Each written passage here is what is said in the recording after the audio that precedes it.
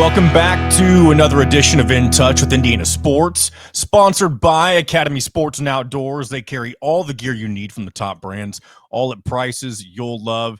And now shopping at Academy is more convenient than ever, offering free assembly on in-store purchases on most bikes and grills, plus free and easy curbside pickup at academy.com orders. Welcome into another episode.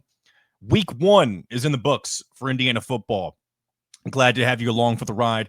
Former Indiana football wide receiver Mitchell Paige will make his return to the show today. Had him on a few weeks ago to kind of get ready for the season, but now that we are officially in the swing of things, we'll begin our regular weekly check-ins with the former walk-on turned scholarship superstar, as I used to refer to him as. But I'm looking forward to sharing that conversation with you. A lot of good. I feel like it was a very good discussion and analytical breakdown, if you will. Both of our thoughts on how we thought week 1 went down, and I'll share a few of those here in the early going as well before I get you into that specific segment. But definitely a really good conversation. I do feel like in general, for the most part, the Indiana fan base that I saw, whether it be, online, for the most part, of course, me being not in the stadium on Saturday, that's what I was kind of basing it off of, which isn't always the best thing to, put all of your insight into, or put all your ducks in a row, whatever it may be. I don't really know how I'm getting around this, but I feel like the overall reaction to what happened on Saturday in Indiana's opener was pretty positive and understanding. And understanding in the sense that week 1's always, most of the time, I should say, maybe not always, going to be a little bit more shaky of a performance as opposed to, when you get to the midway point of the season when you could be more of a well-oiled machine. And if you think back on last year's week 1 performance, and Curt Cignetti mentioned this in his Monday presser, I believe, he mentioned that, while it was a fairly dominant performance in Indiana, I don't believe they officially covered the spread last year, although if you would have, bought a point or two, you could have bought your way into a cover. It was that close against FIU. But both week 1 performances for this Indiana football team and last year's Indiana football team were not the sharpest. You could tell that they were the dominant team, but there were just a lot of slip-ups and silly mistakes where if you don't make those mistakes, it's a lot more of a blowout dominant. It's easier to see that it's a blowout whenever you're not watching the game, I guess, if that makes sense. Whereas if you're somebody who just looked at the box score on Saturday and saw that Indiana won 27-14, you may look at that and immediately think, wow, this might not be as good of an Indiana team as we saw last year. And that could be a true statement, but that might be a premature type of comment to make, whether you're an Indiana fan or an outsider, I would say. So while it was a very strange performance, especially the way that Old Dominion got their touchdowns and the types of plays that they were able to score off of, that was definitely something that I don't think we've seen so far in the Curt Cignetti era, at least defensively. But there's also a chance that Indiana might not have ever faced a quarterback that does what he was able to do in Cowboy Colt, as he was so affectionately referred to a couple of times on Saturday. So we'll get into all of that more in depth for sure with Mitchell Paige. But before we get into that, a couple of quick little things regarding the game that Mitchell and I won't necessarily get into. And I do want to share, this is probably the most interesting quote that came from Cignetti's post-game press conference after the game on Saturday. And I want to share that with you right now, and then we'll kind of talk about what he said. The mistakes, intercept a pass and get a penalty. There was just a lot of stuff, a lot of things like that, that my teams in the past haven't done. And that's it right there. And that was a little bit quiet on my end. Hopefully that came across over the air correctly. Just in case it did not, though, what Cignetti had just said is that the mistakes, intercepting a pass and getting a penalty, there was just a lot of stuff, a lot of things like that teams in the past for him have not done. And I don't know if that should be seen as a red flag. I don't necessarily think it means that. But for him to be aware, or at least, shortly after the game, whenever you're kind of jogging your memory, I guess, as a head coach, for him to be aware that he's not ever had a team that makes mistakes like that. And they're small things. Like, it's not like they were getting unsportsmanlike penalties. It was more like, the blocks in the back, that sort of thing. I don't think it happened very often, but I know Indiana had 3 interceptions on Saturday, and I guess maybe it happened on at least 2 of them, if I remember correctly. But I'm assuming one of the things that Signetti, and there'll be many things that his team is working on this week, but one of them will be disciplined action after a turnover or a takeaway, whatever you want to refer to it as. Because I'm sure that won't be the last time, I would imagine, that Indiana gets an interception or 2 or more during a game. And I guess, just speaking of that, really good to see that continuity from last year. And I know Indiana wasn't always built off of getting turnovers last season, but there were some key plays last year that were built off of interceptions. 2 of them that come to mind, of course, the D'Angelo Pons pick 6 against Washington. You also had, was it Pons who also had the interception against Nebraska in the third quarter? That wasn't a pick 6, but it was very close to being that. One of the more electric plays from last year. Either way, one of Indiana's DBs could have been Omari Farrell for all I know. But either way, good to see both Farrell and Pons, as well as, and there's one other player, and I apologize, I'm forgetting who got the 3rd interception for Indiana on defense. But either way, 3 different players had 3 different takeaways, and it was good to see an opportunistic defense. Hopefully that'll carry over into more games in the future. Also, one thing Signetti mentioned during his Monday, I guess, pregame prep press conference, he gave injury updates on Bryson Bonds as well as Byron Baldwin, and not good news for Bryson Bonds. He left the game on crutches on Saturday, and it has now been ruled that he will miss the remainder of the season. And I don't know if they disclosed what type of injury it was, but it is pretty much confirmed that he will not play another game in an Indiana uniform this season. So I don't know if that will result in a medical red shirt for him or not. I'm not sure where his eligibility stands. But Bryson Bonds, if I remember right, he's been around for a while, so he may or may not have already used a medical red shirt in the past. So, but hopefully, if he does still have the ability to use that, hopefully Indiana will be able to get his services back next season. So wish him all the best in his recovery. And also, the other player I mentioned, Byron Baldwin, he was listed as day-to-day. I don't remember where his injury was in the game, but Signetti did mention him during his presser as well, that his injury, again, he's one of Indiana's top freshmen. He's somebody who committed to Colorado initially, then backed out of his commitment and committed to Indiana. So he's somebody who I assume will be an impact player, maybe not fully this year, but definitely in seasons to come. So definitely wishing him all the best. And also, while I'm thinking about it, we're talking about freshmen. I'm not going to talk too much about this, but I know that this is something that I did not mention during our conversation with Mitchell Paige. But it was good to see one of Indiana's freshman wide receivers. And I hate bringing this up without having the name. I've already done that once now in the first few minutes of the show. So I'm going to figure out which name. Oh, it's LeBron Bond. That came. Thank God it came to me before I found it. But it was good to see a highly touted wide receiver that Indiana had recruited this past season get some action and also make a good catch on Saturday. LeBron Bond, in an age where you don't see a whole lot of freshmen doing making big plays other than when you get to garbage time in games.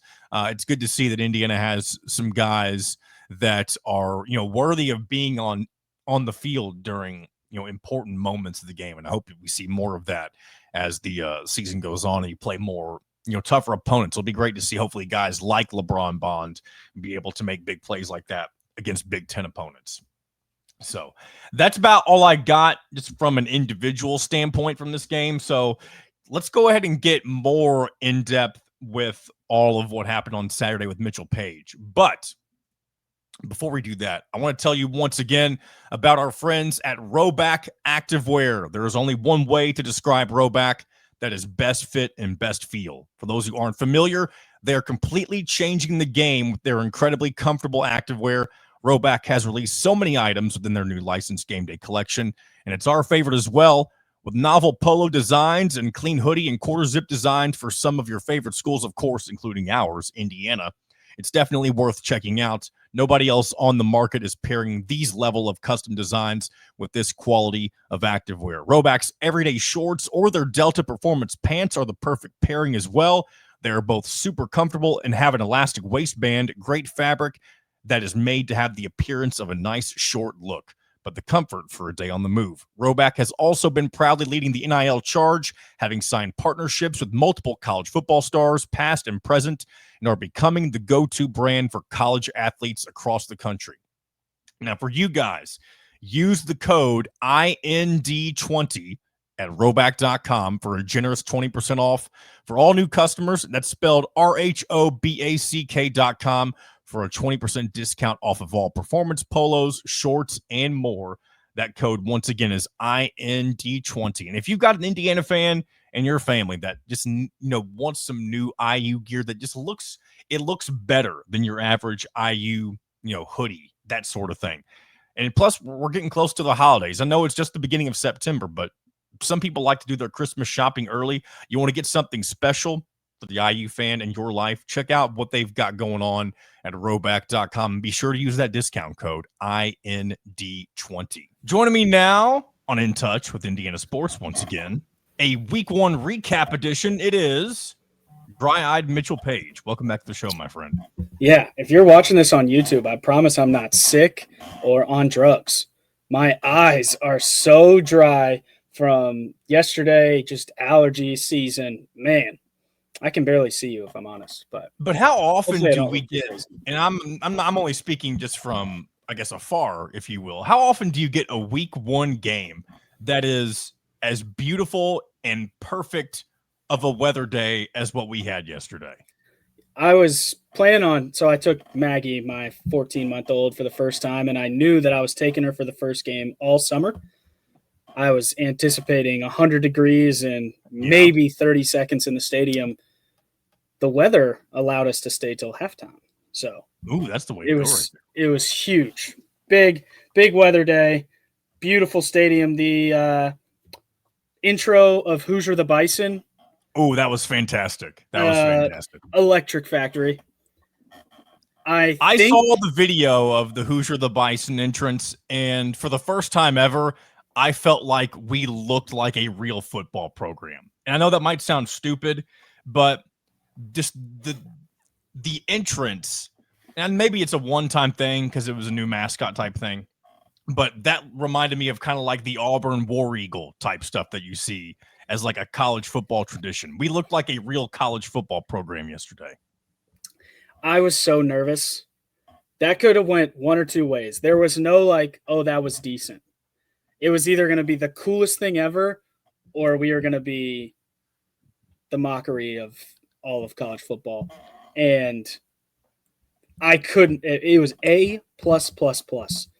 Except that I tweeted about this. I don't know if people agree.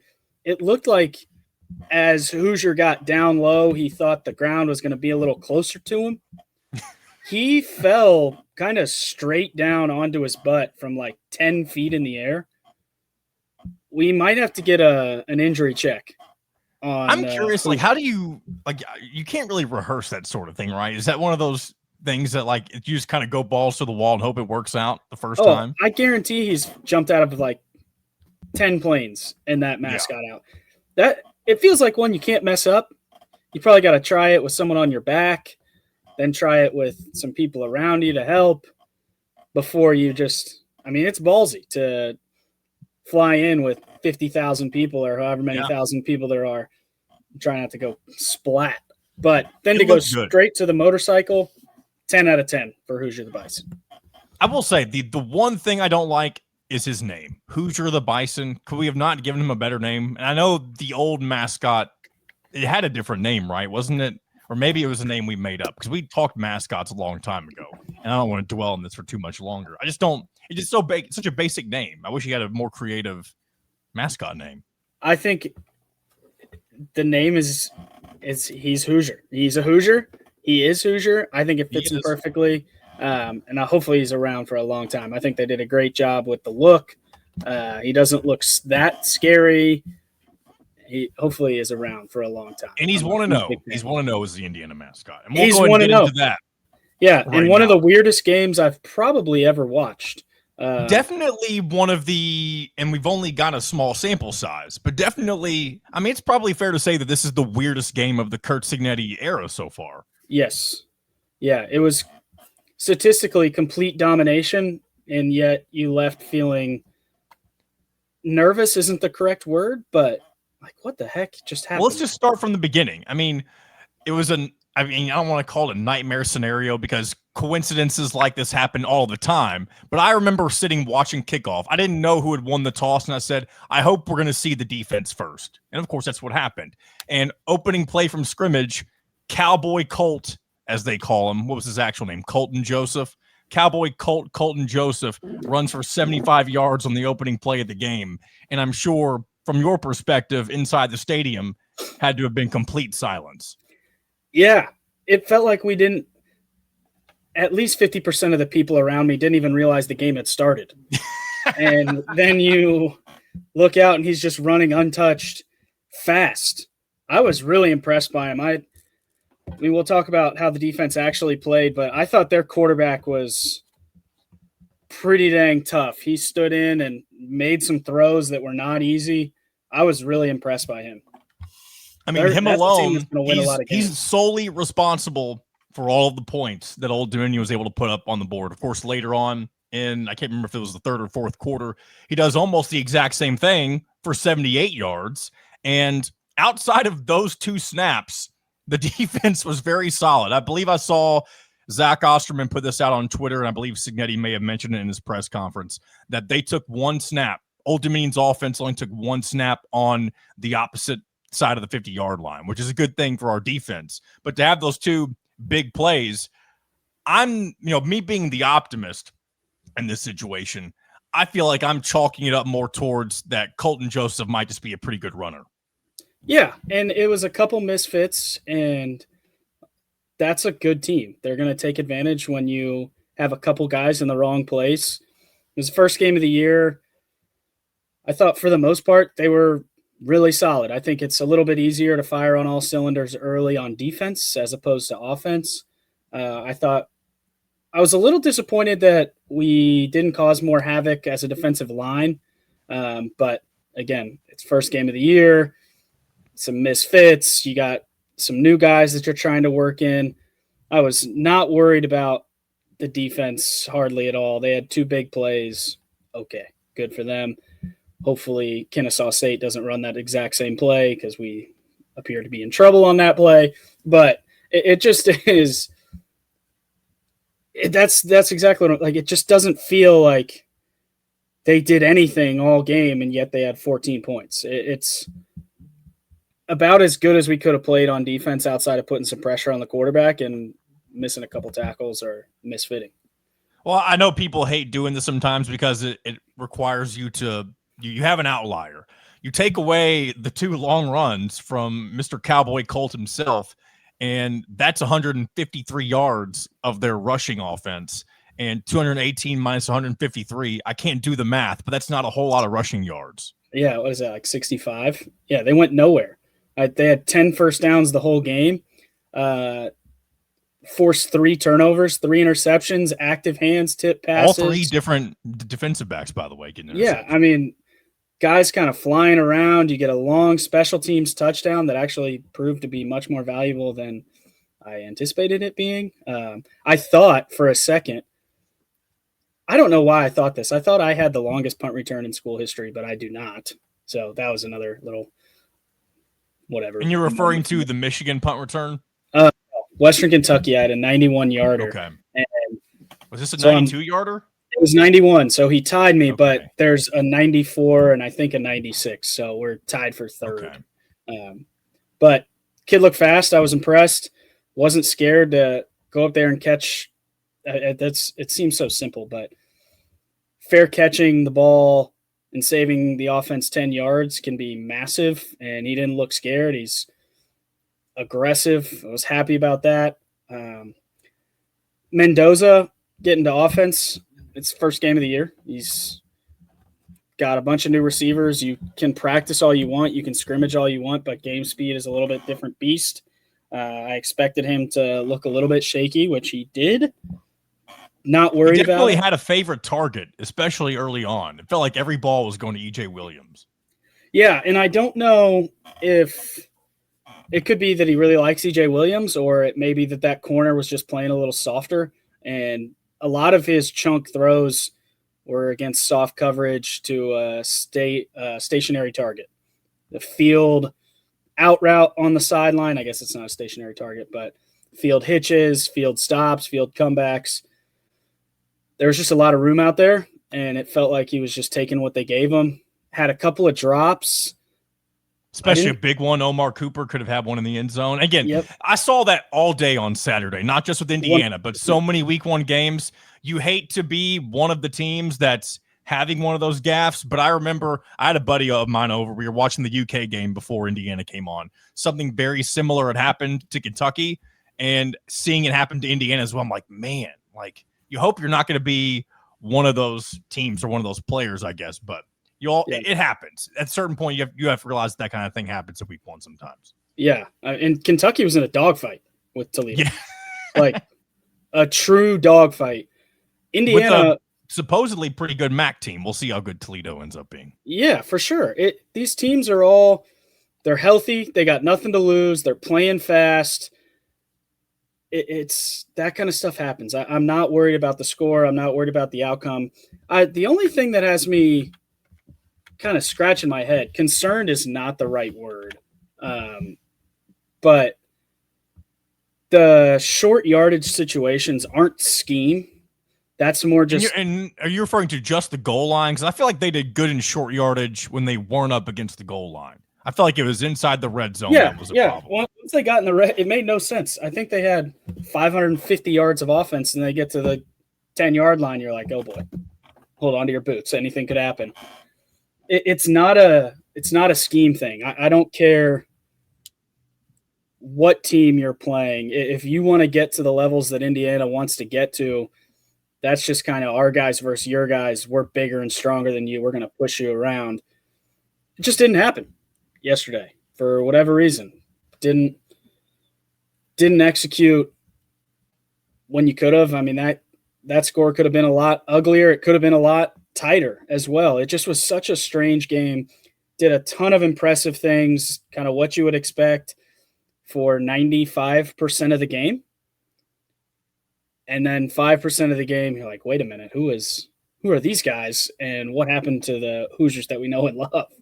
One thing that it reminded me of, and I brought this up with the friend of mine who was watching the games with me, and maybe you can totally say this is a stupid take if you want to, but it reminded me of when Tom Allen was coach, and of course him being the defensive guy that he was, he had this kind of bend, don't break defensive mindset, if you will, where the defense would give up everything until they would get to the goal line and they would just bow up. I felt like that's what Old Dominion was trying to do yesterday, and maybe that's totally wrong, and maybe it was more so just toughness on our end, because regardless, we should be able to find our way into the end zone as a team that is in the Big Ten and has better linemen than a team that is in the Sun Belt, I would imagine.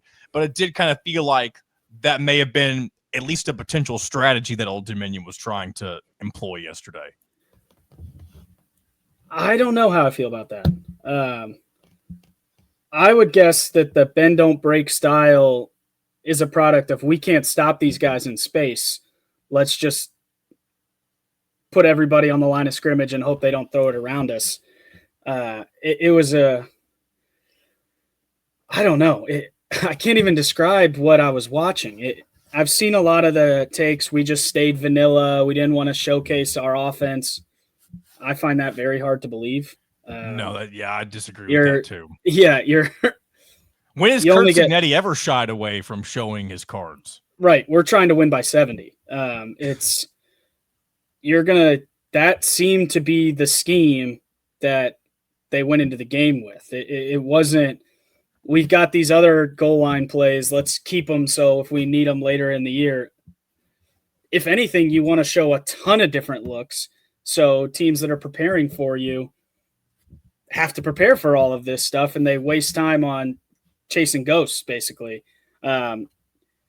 If the way that we ran goal line offense felt like a challenge from Signetti and staff to say, all right, bow up. If you guys are going to be who we think you're going to be, go out physical them. We're not running around them. We're running right at them. Go make it happen. Credit to Old Dominion. They were tough, man. It felt like they had 5 guys in the backfield every snap we had inside the red zone. So a weird game. And this is an experienced offensive line. I don't think the offensive line is going to be a problem. And especially the running game was probably the biggest bright spot from yesterday. Both Roman Hemby and Kalon Black were fantastic. Lee Beebe Jr., after his fumble, he kind of figured it out later on in the game. Yep. So 2 really good running backs, a decent third running back you saw yesterday. And, of course, part of that is the offensive line. So there's no issue there. It's just, I agree with you. It's very strange that they were able to kind of run the table at every other part of the field except for within the final 5 to 10 yards. Yeah, and I get it that it's a smaller spot. There's less space, right? So more defenders near the line of scrimmage, can be harder to run the ball in that scenario. But I mean, we were getting. Indiana 10 yards there. up. Indiana was able. I don't mean to interrupt, but just popped into my head. Indiana against Ohio State last year on the road was able to muscle over the goal line at least once early on in the game before things got out of hand. So there's no reason they can't do that. That's why it's all very strange. Yeah, it just felt like they got out hustled is what was happening. Like, all right, we're on the 5-yard line. We'll just snap it and punch this thing in. No problem. That wasn't Old Dominion's idea. They were tough, man. I was really impressed by their team. Who knows how many games they'll win, because we need them to win 11 games. They'll probably win 3 games all year, and everybody will say schedule at the end of the season. I'm sure that's what's going to happen, but I was impressed by their team. Last year, this Old Dominion team scored just as many points as they allowed. I shared that fun fact last week. To the number? To the number. Points of 4 points allowed are the exact same. I don't know if they were 500. I think they might have been 5 and 7. I think they would have been even funnier if they were 500. I think they were 5 and 7. I don't know what their schedule looks like this year, but that's a tough team. They've got some players. I was impressed by their quarterback, obviously. Thought they made some good plays at receiver, finding space, making some competitive catches. Guys getting rocked a little bit across the middle and holding on to the ball. That was a good team, a really tough opening test, kind of what you're looking for if you're Indiana and co, I guess. I'm not envious of those players this week in practice.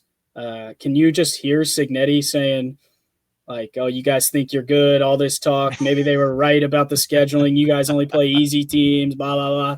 They're going to get that 24 hours a day for the next 7 days. Well, I don't have the quote pulled up right now. I'm going to have it for a different portion of the show. But Signetti had said during his presser last night that over the entire – maybe he's exaggerating a little bit, but he said he's never had a team that would get an interception and then commit a penalty right after getting the said interception, and it happened twice yesterday. How much of that is discipline problems? I don't know. Those plays are frantic. You get an interception, you're not used to being in that position. You're just trying to score a touchdown. I'm fine with those kinds of block in the back type penalties, whatever, right? They had even named – I heard the referee – I don't know. I think it was one of these sequences. I heard the referee mention a penalty, and the way that he phrased it, I'd never heard it said that way. You may or may not remember which specific time I'm talking about. But it was a block in the back type thing, but that's not what he said. But either way, if you don't remember what it is, it's no big deal. I don't know. It just so there were so many strange plays in that game. It never felt like Indiana was in danger of losing. It was domination. Yet you looked up and they were only winning by whatever they were winning by. It just hard to explain. Happy that game is in the rear view. I was nervous about them from the beginning. That's the kind of game that a traditional Indiana team allows Old Dominion to really hang around and maybe have a chance to go win it on the last play of the game. It never felt like that. It felt like we were winning by 50 and we just weren't. Really, once Indiana went into halftime, I believe 17-7 was the halftime score. Yeah. I thought they'd come out, get that early score like they did. It was 24-7, I believe, at one point. Yep. I thought it was off to the races. Yeah. And then you still had the same issues in the second half with the red zone efficiency, which another angle to this, I don't have the stats right in front of me. I feel like last year's red zone offense was one of the most efficient in the country. Indiana's Absolutely. red zone offense. It definitely was. They got down there. They scored touchdowns too. It wasn't field goals. It was, we get inside the 20, we're scoring touchdowns. I anticipate them getting right back to that. I'm not worried about the offensive coordinator. We're fine. The greatest way to sum up the game was the field goal attempt right before halftime. Oh, the crossbar. Yeah, that's hit perfectly. The ball floats, hits right in the center of the crossbar, bounces straight up in the air and falls this far short of going in. But if you're Nick Radicic, as much as you hate that happened, you're also glad that that's happening in week 1 and not in week 12. I wish you could have seen the ball floating. It felt like it was in the air for 10 hours. It just floated. And that's it felt like Indiana was just kind of floating through the game. They never were able to put their foot down and just roll Old Dominion in any facet on the scoreboard. They rolled them in every category that didn't matter. That's what happened. I've never watched a game like that. Like I said, happy it's in the rear view. I fully anticipate a significant jump from week 1 to week 2. You've got 2 games to tune yourself up a little bit. I was actually watching Kennesaw State. I can't even remember who they were playing. It was Wake Forest. It was a 1-point game, I think. Yeah, Wake Forest looks bad. Yeah, Wake Forest is not a good program. I mean, they've had good years. I think Dave Clawson had them rolling for a while. I don't even know if he's still their head coach, but they're not very good. I don't think they look bad. But Kennesaw State's got some athletes. You're going to have to prepare Dexter for them. Williams, I believe, former Indiana quarterback, is their starting QB, I forgot about that. Right. I, for whatever reason, only clicked when they were on defense. They just look like they got some guys that fly around. Not going to make it easy on us. Happy that game's in the rear view, man. I was nervous about them. Do you think it'll be a complete – I mean, sometimes it's tough to completely change things from week 1 to week 2, but how much improvement do you think you'll see, especially from the red zone stuff that we've talked a lot about today? How much different do you expect that to look next week? It's weird to say not a ton because the jumps are huge, but they're marginal, like on what you actually see. So I feel like we've talked before, week 1 to week 2, biggest for most teams is the biggest jump. Yeah. I would expect them to be a lot more efficient. Less missed assignments, I think, is the biggest improvement that you'll see on offense and defense. You don't have that first game jitter, excitement. You've done this before. Now it's time to start taking care of business. Mendoza will be a little more relaxed. They'll probably let him move around a little bit more. I thought they kept him in the pocket for a lot of the game. Didn't feel like he was ever running free with his legs, especially in the red zone. Didn't really get him on the run.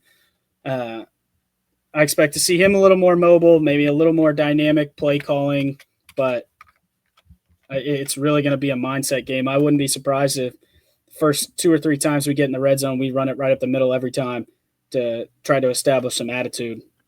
Do you think this is going to be, again, I feel like I'm basing all of this stuff off of one result, which I guess is what we do in week 1. We overreact. That's all we have. Do you feel like, I kind of get the sense that there's a chance that this may be a run-first type of a team, especially when you got 2 really good backs. Again, it also could just be the product of the type of defense that Indiana saw yesterday.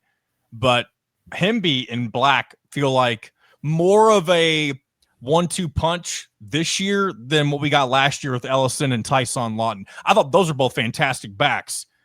But I feel like it was with them 2, one of them would have a really good game and the other one would have a good game a couple of weeks later, that sort of thing. Maybe that'll be the same. Maybe that's just the type of running offense that Cignetti will always have, but it kind of felt like to me, at least after 1 week, that they could both be a good 1-2 punch. Maybe I'm wrong about that.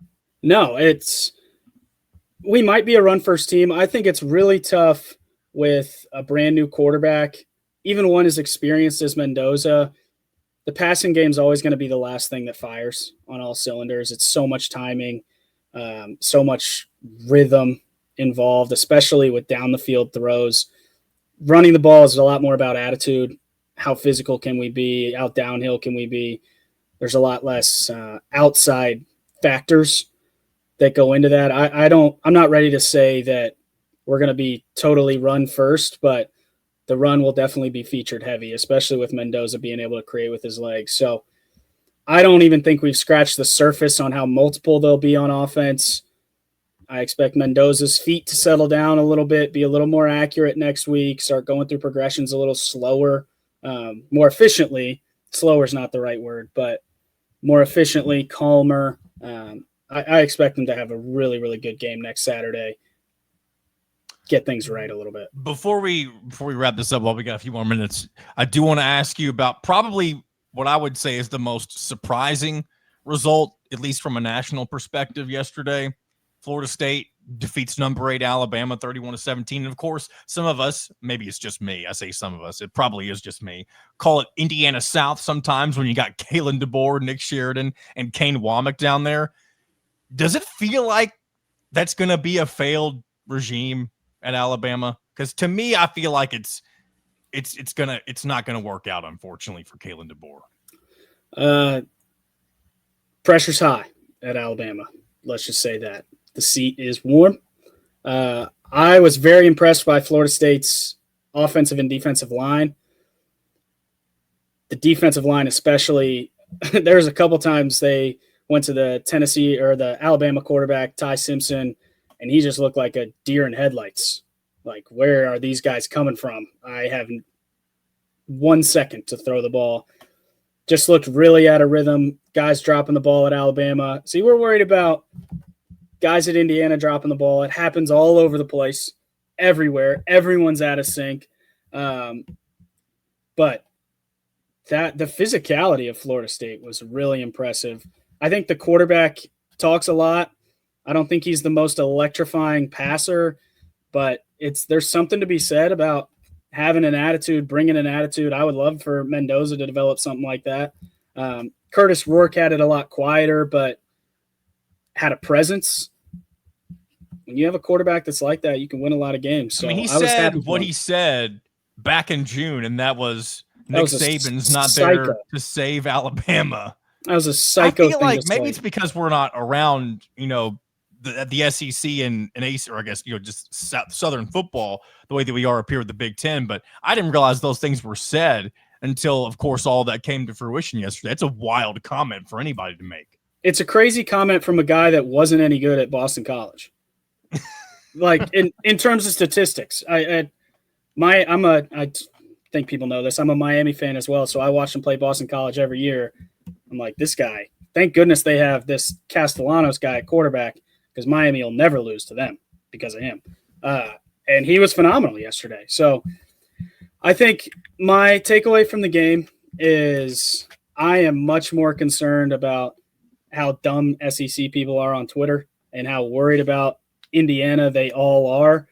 So I apologize, Mr. DeBoer, Mr. Womack, Nick Sheridan, whatever. Not as sorry to him, but yeah, I was gonna say, I feel like I am not afraid to take my shots on Twitter and Nick Sheridan when it comes to just wondering how in the world he just happened to land as the OC at Alabama. But that's a story for another day. Yeah, conversation for another day. Yeah.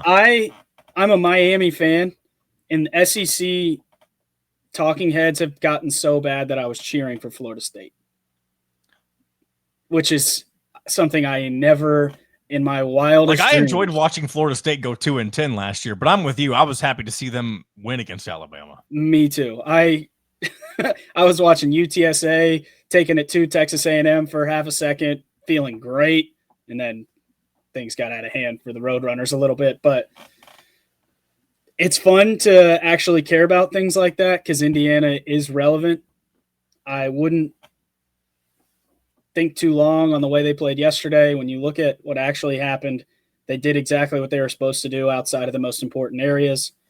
I expect a lot of improvement for week 2. Go out, beat them by however many. At the end of the day, you got to win the games, and that's what they did. And I'm going to go ahead and make a petty prediction right now for what the AP poll will look like. And by the time this episode's going to come out on Tuesday, by the way. So what I'm about to mention at the time of this recording has not happened yet, but it will be out. I think AP polls on Mondays, right? Mondays at noon, something like that. Yeah, I'm guessing it'll come out on Tuesday though because of the holiday. Okay, and so if it changes that, I know it's kind of weird sometimes, but I predict they're going to slot Alabama right above Indiana at 19 just because they don't want to put Alabama behind Indiana. I think that's exactly what's going to happen. I think Alabama will not fall into the 20s as well, and I think Indiana may fall to 21 or 22. You think they'll drop? So Ole Miss and so the teams behind Indiana currently in the AP poll: Ole Miss, Iowa State, Texas Tech, Tennessee, and Boise State.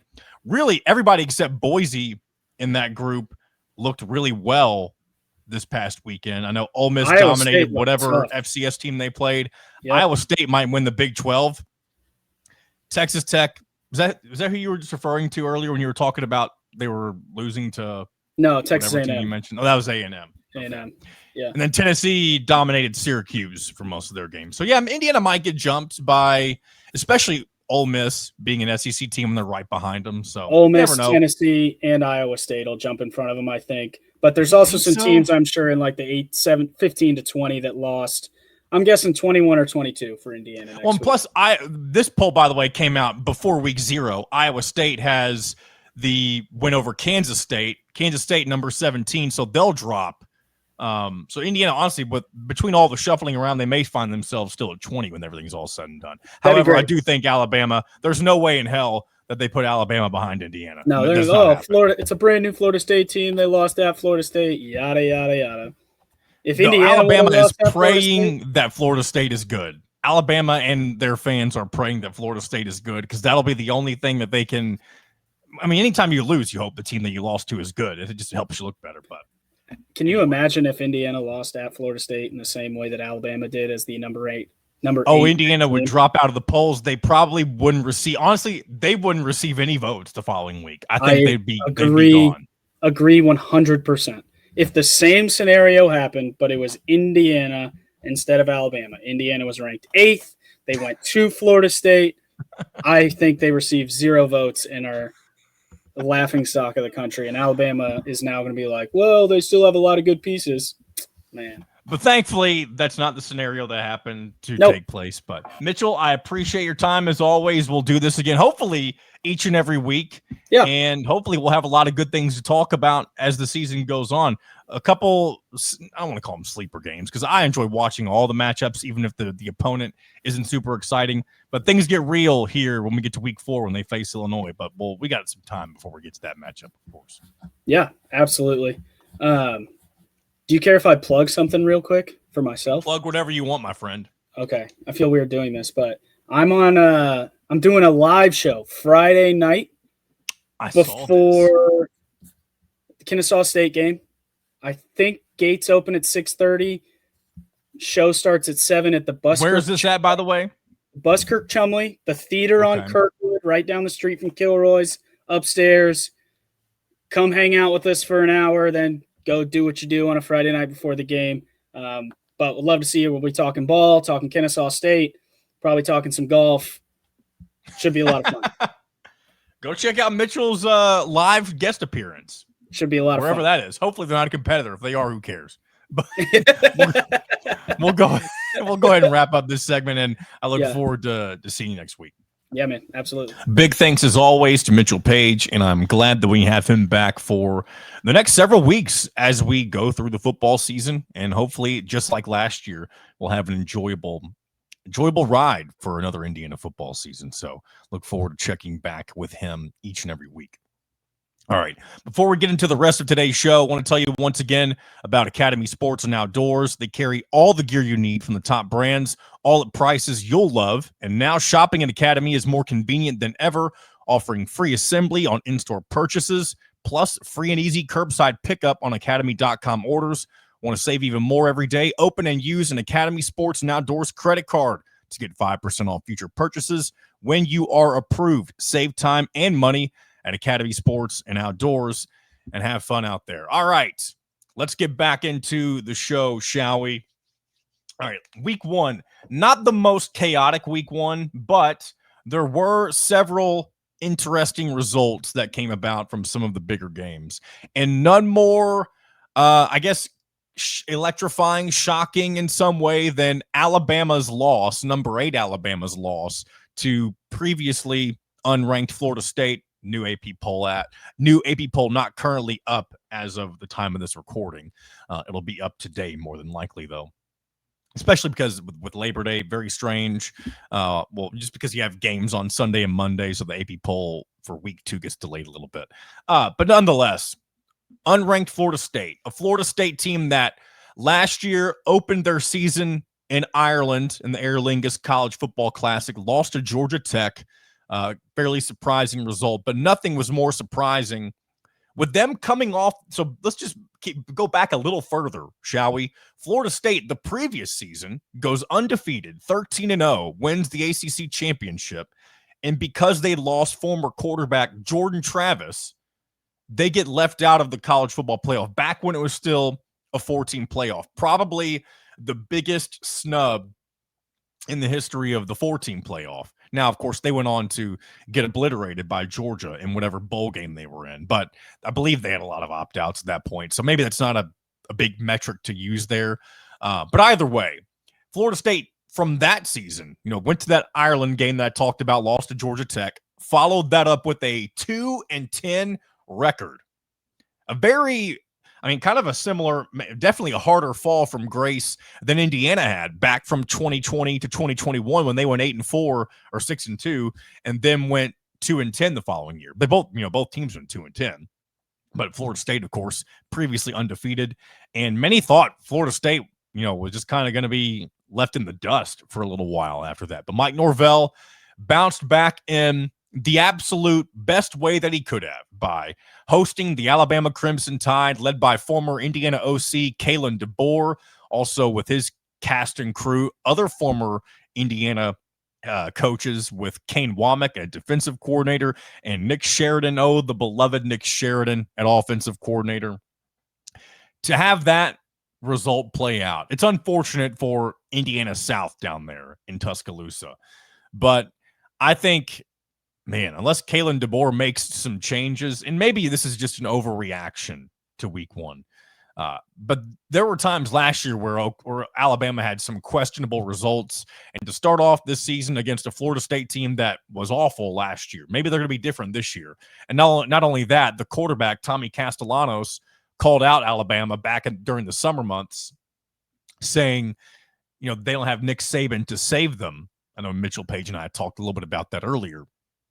But just to have all of that kind of theatrically play out the way that it did it's obviously great, theater, as I mentioned, great poetry, if you want to refer to it as that as well. But it's definitely putting Kalen DeBoer's back against the wall in his second season with the Crimson Tide. Of course, it's never easy to be the coach after the coach, as we've talked about before as well. I want to take a look at just real quick at what Alabama has coming up on their schedule. I'm sure it's not an easy ride, but if my course internet wants to go slow right now, and it doesn't want to bring up the Alabama football schedule. I've got all of these tabs up, right? But sometimes I like to go off in a different direction than I didn't necessarily plan on going down. And it's they're not going to show me the Alabama schedule. So either way, this isn't an Alabama show, of course. So I don't want to dwell on it too much, but I just want to see where the former Indiana coaches, like what their schedule looks like for this year. So we're doing we're going off. We're going to try one more. There we go. We finally got their schedule. We had to look it up a little bit of a different way, and we lost a little bit of time, but that's okay. We got there. So they got Louisiana Monroe. Yeah, it is what it is. You got Wisconsin coming to town, a return game for them after going to Madison last year and winning. big win for them again. But Wisconsin kind of playing with house money, if you will. They're kind of seen as having the toughest schedule in the Big Ten. So it might be a very opportune time to get them. So we'll see. I would love, as much as I love what Kalen DeBoer did, and I kind of root for him, but I don't know. There's something, maybe it's just because it's Alabama and the SEC. Like, I hate saying I want him to fail. It seems wrong. But you have that. Not only, I mean, they have a tough go early on. They have Georgia on the road after that game. They host Vanderbilt. Should be a revenge game for them. They have Missouri on the road, I believe. They play Tennessee, South Carolina, LSU, Oklahoma, who defeated them last year when they were 500, and then Eastern Illinois and Auburn. So definitely a tough year ahead for Kalen DeBoer. And, you know, Alabama fans will not be patient. And unless the bottom just fell out this year, like if they just went, heck, they could go 6-6, and that might be it for Kalen DeBoer. I'm not saying that that's what's going to happen, but if they have another year similar to last year, 9-3 French playoff team, maybe even like an 8-4, heck, even 7-5. Now that would be very surprising if they drop below 8 wins, but that might be, I mean, DeBoer will 100% be on the hot seat next year if that ends up happening. Even if they're 9-3 and miss the playoff, he'll be on the hot seat next year. The Alabama job is not easy when you're following up somebody who was as impactful as a head coach as Nick Saban. So kudos and good luck, I guess, to former Indiana OC Kalen DeBoer. And maybe he'll turn things around there after having a shaky start to Florida. Maybe it's like a curse. Maybe Florida State's passing off this curse that will now go to Alabama, and then it'll be Alabama's job to give that curse to somebody else. I don't know. That would be a very interesting thing to see play out. What else do we got? Anything else from week 1? Of course, Ohio State took down Texas. Very big. I mean, not upset, really. Of course, you're the reigning national champions. You're hosting the top team in the country, the supposed top team in the country. And people during that game are making fun of Arch Manning all day long, calling him Arch Midning, which I thought was pretty funny. I mean, Texas didn't get on the board until late in the fourth quarter. Very much a defensive affair. I don't think many people were expecting that with teams that have such high-powered pieces on offense, especially when you think of Ohio State's Jeremiah Smith, and then, you know, Manning has all of this preseason hype around him. Of course, he could never live up to that, especially in a week 1 road game on against Ohio State. So he'll probably bounce back. He'll probably still be a Heisman candidate. Texas will probably still be one of the favorites in the SEC and in the national conversation as well. But I was glad to see Ohio State get the win, and I was glad to see people being critical of Texas. And, you know, the Arch Manning, the comparisons to Tim Tebow before he even, I don't want to say plays a snap, because I think he played some snaps in previous seasons, just a few, some meaningless snaps, if you will. Maybe I'm wrong about that. I don't really know if he's ever filled in for previous quarterbacks for injury-related reasons or not. But either way, he's never been the head man in charge. And with that comes pressure. And we'll just have to wait and see how things end up playing out for him. But was glad to see Ohio State get the result that they did. Also, I do want to take a look around the Big Ten, what played out there. And real quick, betting sucked this past week. I went with a couple leg parlay on, I believe it was Thursday. Oh, yeah, I took Nebraska to cover the 6.5. That did not happen. They did win the game against Cincinnati 2017. I also took Wisconsin, the over, which was 40.5, and that game was a 17-0 affair.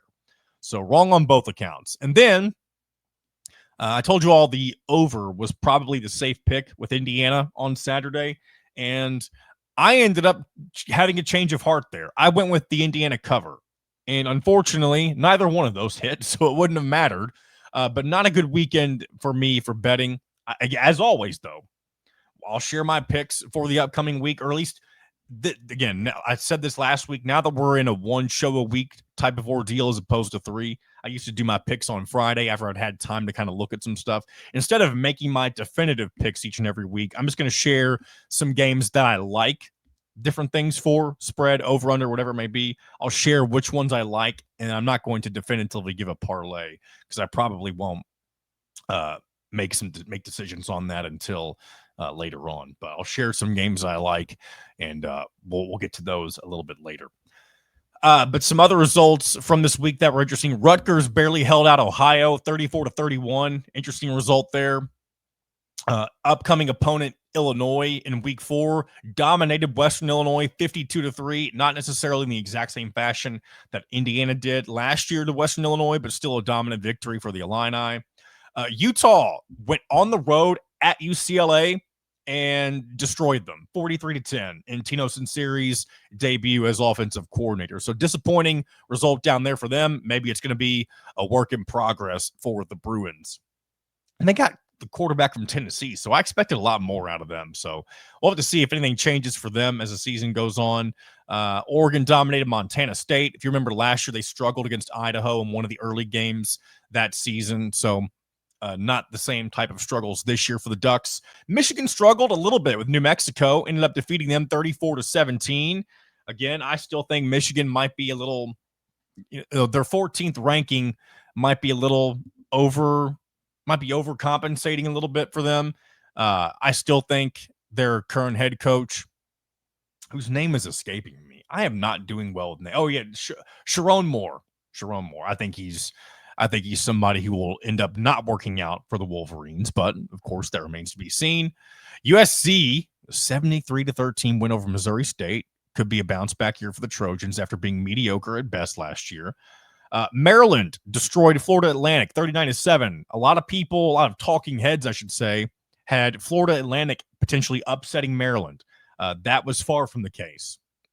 So, interesting result there. Purdue dominates Ball State 31-0. Are things looking up in West Lafayette for the Boilermakers after a dominant shutout performance against the Cardinals? Ryan Brown looked good at quarterback, so I've heard. At least just off first glance, we may have a more competitive Old Oaken Bucket game late this season. But, it's also going to be in Ross-Ade Stadium, mind you. Of course, we'll see how the rest of the team's seasons play out. It is kind of unfortunate. I mean, maybe it doesn't really matter. We've had a lot of seasons in the past where both teams are fighting for bowl eligibility or close to it, and that calls for a competitive matchup. But it always sucks when one team is completely down and out. I got to admit, last year, though, it was fun to see Indiana just completely curb stomp the Boilers 66-0 after having not had the bucket for a long time. That was very satisfying. But hopefully we'll get some more competitive games in the future. Maybe I don't care. Maybe I want them to kill them every single season. But let's move forward. Tulane might be the G5 darling this season. They completely destroy, at least when you think of them being a G5 versus a Big Ten team, they destroy Northwestern 23-3. That's unfortunate for the Wildcats, but I'm starting to think that Northwestern, I think it's David Braun who's still the coach of Northwestern. His time may be running out. He's somebody who I believe was filling in as an interim back when Fitzgerald was fired and did pretty well the first year or two, and now maybe the bottom's falling out for him. But again, I do think it's a good Tulane team. Their head coach, John Summerall, I think he's somebody who may potentially be taking the Kentucky job this upcoming season if Mark Stoops ends up not working out. So that'll be something to keep an eye on. Also, like I said, they could be the G5 darling. Maybe they'll get into the college football playoff this year. We'll see what happens there. Washington, the nightcap, 38-21. I did not watch that game at all. I was asleep. But I do know Colorado State is on Indiana's schedule coming up soon. Upcoming seasons. And if I'm not mistaken, does Indiana travel to Colorado State? Could be a very interesting scheduling decision there. If that's the case, it wouldn't surprise me if they change that. Maybe I'm wrong. All right. That does it for our week 2 results. And before we get into looking ahead to week 2, excuse me, real quick comment about the ESPN FPI that was released on, was it last night or Sunday night, whatever day it was.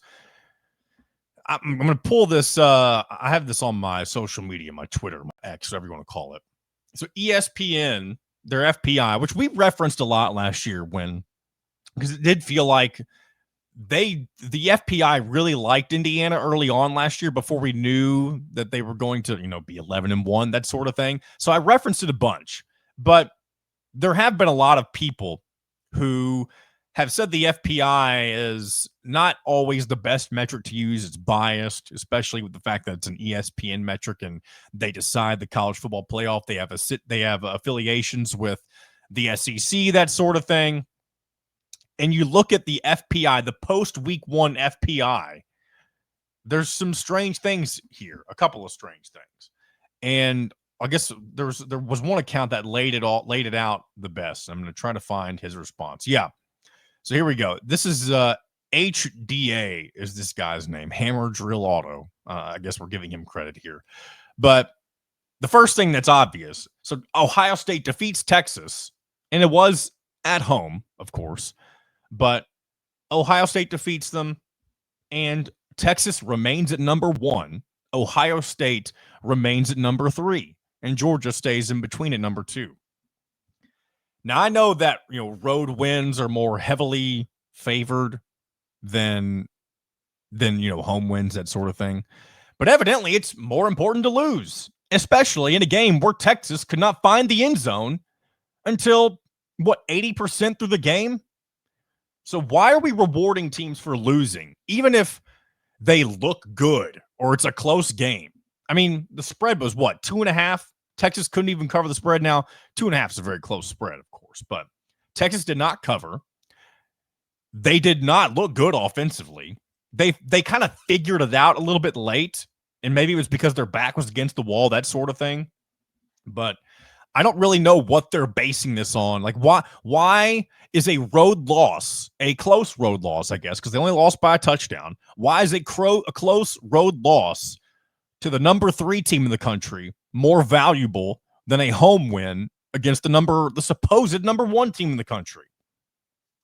It's bad early returns for the FPI with that alone. On top of that, you've also got Miami apparently dropped 5 spots and they hadn't even played their game yet. Because again, they played on Sunday night. They went from 10 to 11. That's strange. You've got Florida moving up after playing a community college. LIU is what they're referring to here, not an actual community college. But they did dominate their opponent. But again, it's somebody that everybody should be able to dominate. So it seems fraudulent a little bit. And then finally, no Florida State after this guy quotes it as mollywhopping Alabama. And I don't know where Alabama was previously. I know they were number 8 in the AP poll, but they're now only number 13 in this after losing to a team that was 2-10 last year. So I think we're all going to follow along with the FPI just to see how nonsensical it is throughout the year and how much they favor the SEC. And I think that's kind of going to be the narrative that we notice from this. I mean, looking at just the top 10 currently for the FPI, SEC teams included are number 1, Texas, number 2, Georgia, number 4, Ole Miss, number 9, Tennessee, and number 10, LSU. And then just rounding out all of it. Here's all the other SEC teams involved. South Carolina, 11, Florida, 12, Alabama, 13, A&M, 14, Auburn, 16, Missouri, 18. Jesus Christ. And that's it for the top 25 with SEC teams. But very top heavy. They think very highly of the Southeastern Conference. So I hope it changes. I doubt that it will, but I wanted to point out that the nonsense from ESPN's Football Power Index. Yeah, what a great name it has, right? All right. Couple more things. Gonna get into some games that I like this weekend, things I may or may not bet on. And I guess kind of look at some of the more interesting matchups that we got going on this week as well. So looking at the Big Ten, I'll just mention some of these games. I'm not going to go in depth on all of them. But on Friday, you got Northern Illinois traveling to Maryland. You also have Western Illinois traveling to Northwestern. Won't be paying a whole lot of attention to those games. I will be looking to see if Maryland continues to look good after a good performance in week 1. But on to Saturday, you got the battle for the Cy-Hawk Trophy. Iowa at number 22, Iowa State. I usually love betting on this game for whatever reason. I'm staying away from it this year, though. Iowa State has had Iowa's number, and I do feel that it should stay that way, especially with the game being in Ames, Iowa, as opposed to Iowa City. I think they'll continue to win, but Iowa's defense, man, it can shut anybody down whenever they're playing up to their potential. And I think Iowa is hungry to get back in the win column in this rivalry. And I know there was a lot of complaining about their quarterback position as usual. So that's what makes me hesitant. But it's also why I'm staying away from this game. It is where Big Noon Kickoff is going. I'm interested to see how it plays out, of course, but I won't be putting any skin in this one this year. FIU at number 2, Penn State. Won't be paying much attention to that.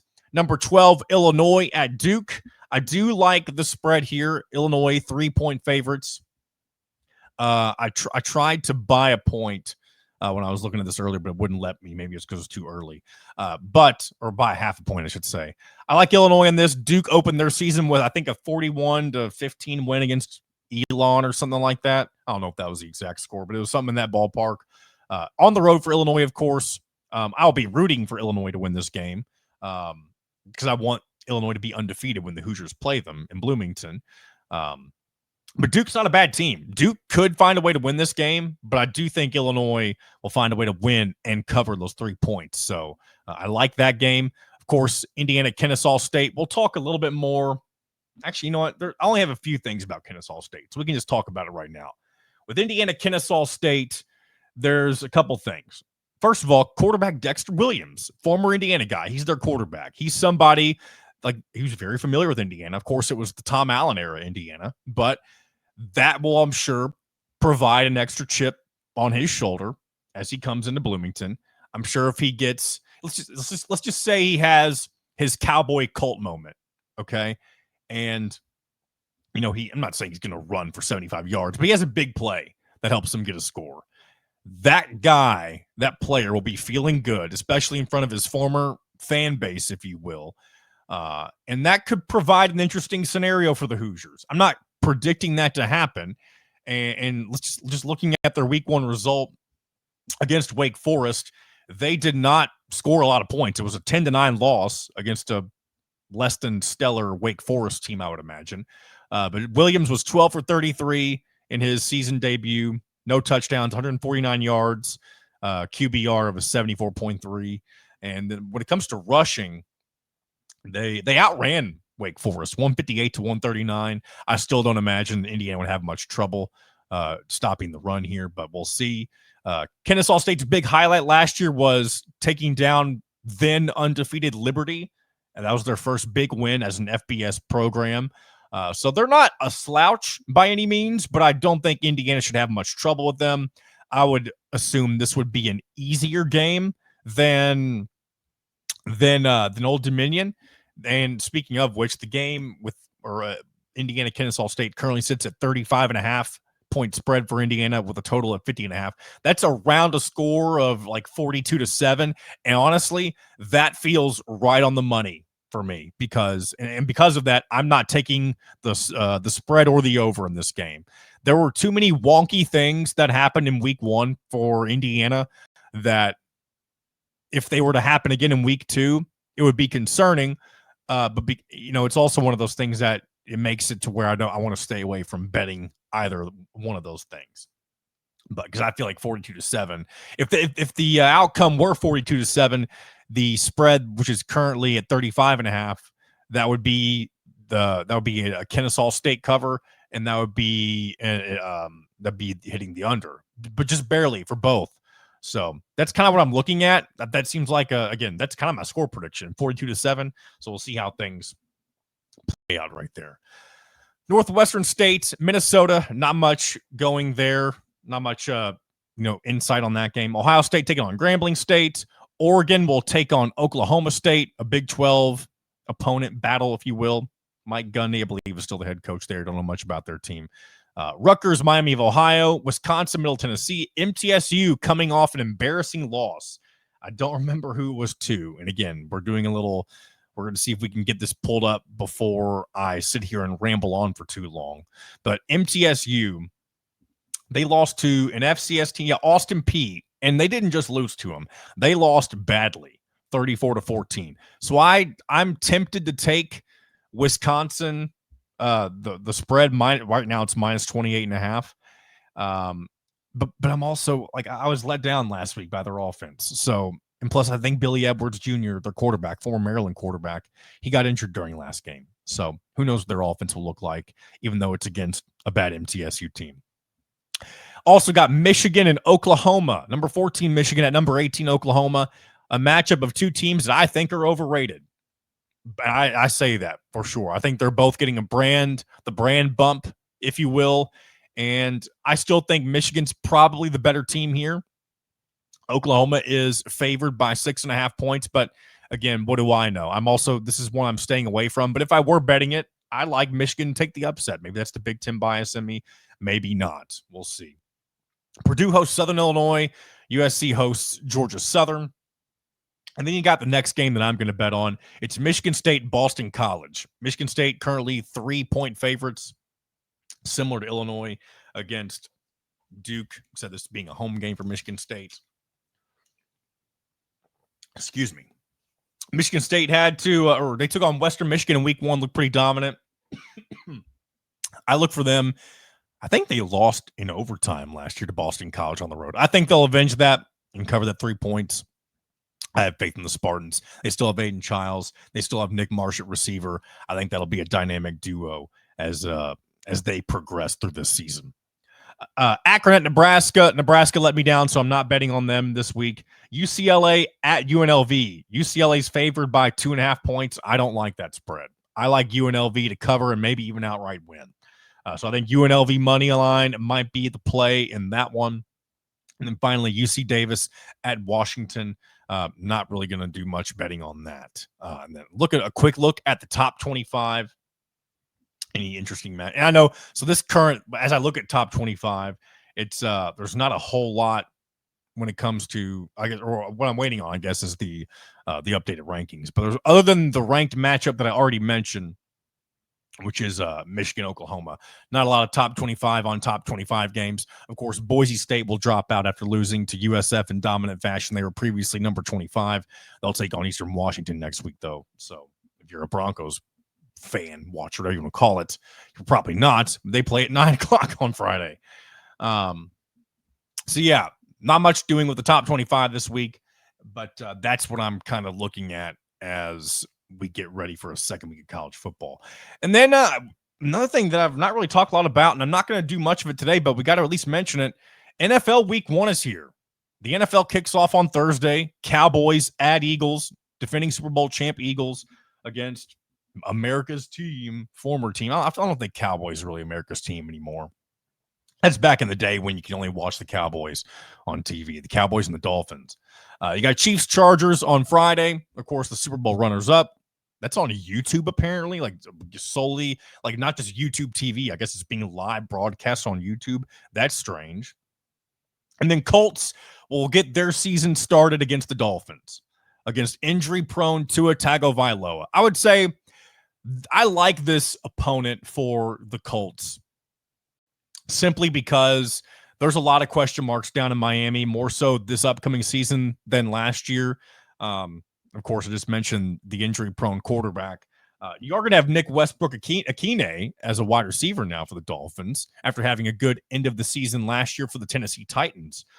But for Daniel Jones, this will be, if you want to get off on the right foot, if you want to have a chance at creating some positive momentum for the Indianapolis Colts, you find a way to win this game on Sunday. It's a 1 o'clock kick on CBS. Colts are 1.5 favorite. That sounds right on the money. This game will probably be very close, come down to see which team makes the least amount of mistakes. Hopefully Jonathan Taylor can continue to be as consistent as he's been for the Colts. And all you got to do is just create some positive momentum. The Colts don't need to go out and have a stellar season. If you don't want to have to start over again, just find a way to get rolling. Win your first couple of games, start off right on the right foot, and then just go from there, right? Take it one game at a time. When you kind of have your back against the wall the way that you do right now, and you don't, and you're a Colts fan, you want to have hope for the season, you just take it one game at a time. One thing I think this is very true in the NFL. It's true in all sports, but definitely in the NFL. Bad teams do not know that they're bad yet. And the Colts might be a bad team. They might be a very bad team. Who knows? But when there's no data right now, like everybody's 0-0. Like last year was last year. A lot of things, you can make predictions based off of last year, but you can also change the narrative, right? This is a new season, a clean slate. You're trying something different with a new quarterback. And I know he's an older quarterback in Daniel Jones, but maybe it's just what the doctor ordered. We'll have to wait and see. But this right now, week 1, game 1, it is the opportunity for the Colts. If you're going to start off on the right foot, get what I think will be a good win. The Dolphins might be a good team. They might not be a good team. Who knows? Maybe Tua Tagovailoa will get his 16th head injury. Who knows? I'm not rooting for that. I just can't believe that guy has had as many concussions as he's had in one career and is still playing for that matter. But I hope for 2 things. 1, I hope the Colts win. 2, I hope Nick Westbrook-Ikine catches a touchdown pass for the Dolphins for my fantasy team.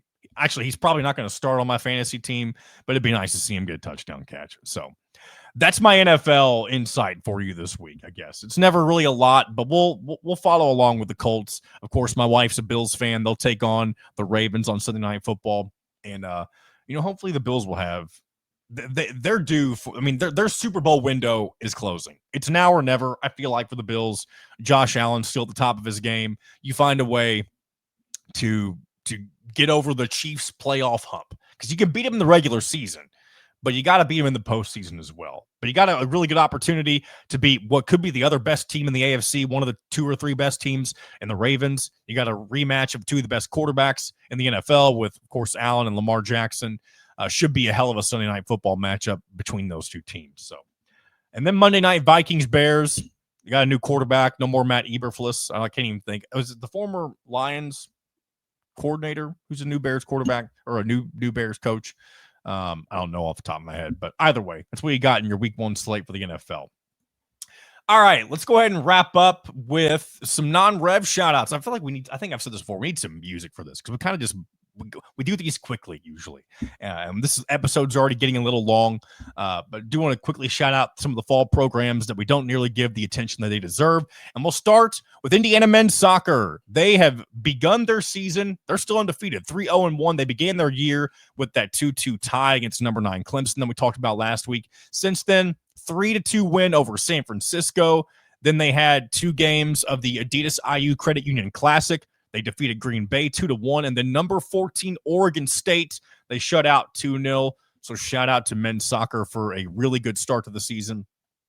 And then moving over to women's soccer, they started their season 2-0, as we had mentioned, but unfortunately since then they've dropped their 2 most recent games, both on the road. First one being to St. Louis, they lost 1-0, and then most recently at Bellarmine, lost 2-1. They'll be back in action on Thursday against Xavier at Bill Armstrong Stadium. Failed to mention when Indiana men's soccer will play next. They're going to host St. Louis on Wednesday, also at Bill Armstrong Stadium. And then finally, shout out to women's volleyball. They began their season. They're 2-0.